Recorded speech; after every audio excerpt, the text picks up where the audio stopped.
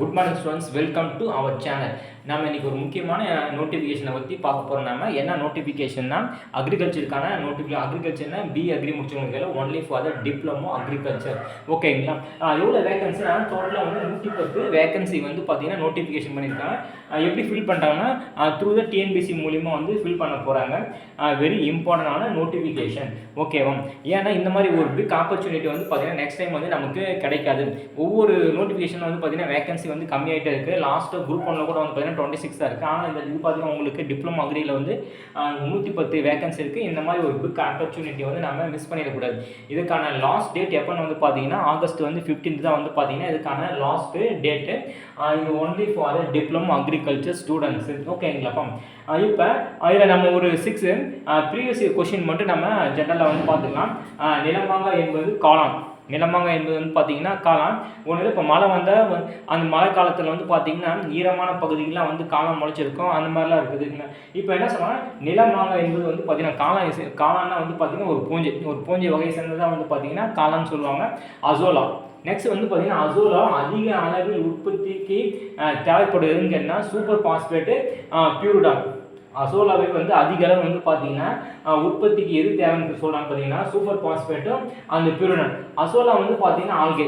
Azolla வந்து பார்த்தீங்கன்னா இதெல்லாம் ஆல்கே. மேலே இது வந்து பார்த்தீங்கன்னா பூஞ்சை. காளாங்கிறது வந்து பார்த்தீங்கன்னா ஒரு பூஞ்சை. இதை நிலமாகான்னு சொல்கிறாங்க.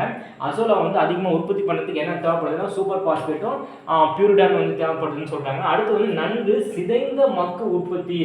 நன்கு நல்லா சிதைஞ்ச அந்த மக்கு உற்பத்தின்ற உரத்தில் வந்து என்னன்னு பார்த்தீங்கன்னா கார்பன் மற்றும் நைட்ரஜன் ரேஷியோ வந்து அளவு பார்த்தீங்கன்னா 20:1. 20:1 தான் வந்து பார்த்தீங்கன்னா கார்பனு நைட்ரஜனுடைய ரேஷியோ.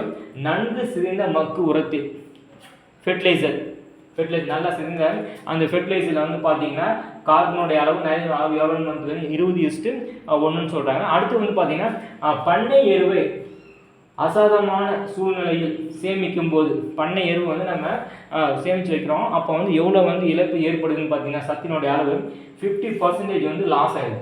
அதே வந்து பார்த்தீங்கன்னா நன்கு சிதைந்த மக்கு உரத்தில் வந்து கார்பனு நைட்ரஜனுடைய அளவு வந்து 20:1 சொல்கிறாங்க. அது பண்ணை உரத்தை சேமித்து வச்சோமா அதில் எவ்வளோ லாஸ்ன்னு வந்து பார்த்தீங்கன்னா 50% வந்து லாஸ் ஆகுது. நெக்ஸ்ட் வந்து பார்த்தீங்கன்னா மத்திய கால விதை சேமிப்பு எவ்வளோ ஆண்டுகள் வந்து பார்த்தீங்கன்னா 1.5 வருஷத்துலேருந்து 6 வருஷம் இருக்கும். மத்திய கால விதை சேமிப்பு வந்து பார்த்தீங்கன்னா 1.5 வருஷத்துலேருந்து 6 வருஷம் வரைக்கும் சொல்லியிருக்காங்க. இது ஒரு வெரி வெரி இம்பார்ட்டன்டானது. அடுத்து வந்து பார்த்தீங்கன்னா பொதுத்துறையால் வெளியிடப்பட்ட முதல் பிடி இம்பார்ட்டண்டான கொஷின். ஓகேங்களா? முதல் பிடி பருத்தி என்னன்னு கேட்குறாங்க.